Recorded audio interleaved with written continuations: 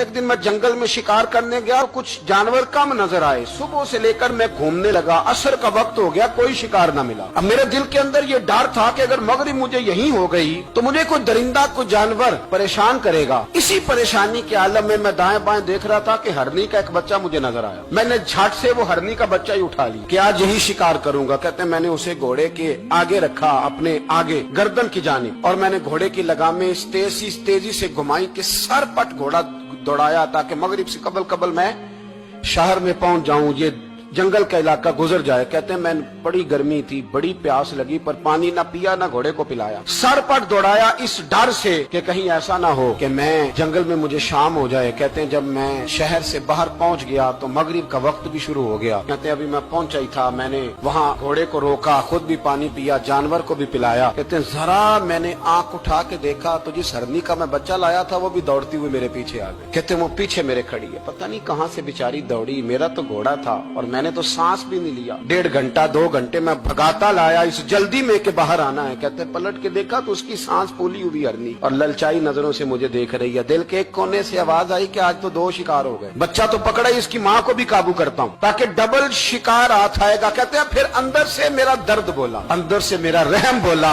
एक माँ अपना बच्चा लेने आई और इस तरह तो उसे तकलीफ नहीं दी जा सकती कि उसे ब्लैकमेल करके माँ को भी रख लिया जाए। कहते हैं जब मैंने उस हरनी की तरफ देखा तो उसकी नजरों में सवाल था, उसकी नजरों के अंदर सवाल था, कुछ मांग रही थी। कहते मैंने उस बच्चे की पुश्त पर हाथ फेरा, फिर मैंने बच्चा छोड़ दिया। कहते उसने पहले बच्चे को बाजुओं में लिया, फिर अपनी जुबान से अपना बच्चा चाटने लगी। कहते हैं फिर वो जब जंगल की तरफ जाने लगी तो एक दफा उसने मेरी तरफ देखा, दूसरी दफा उसने आसमान की तरफ देखा। जिंदगी में मुझे इतना सुकून कभी नहीं आया था जितना आज आया। कहते मैं घर गया, इशा की नमाज पढ़ी, बावुजू मैं बिस्तर पे लेट गया।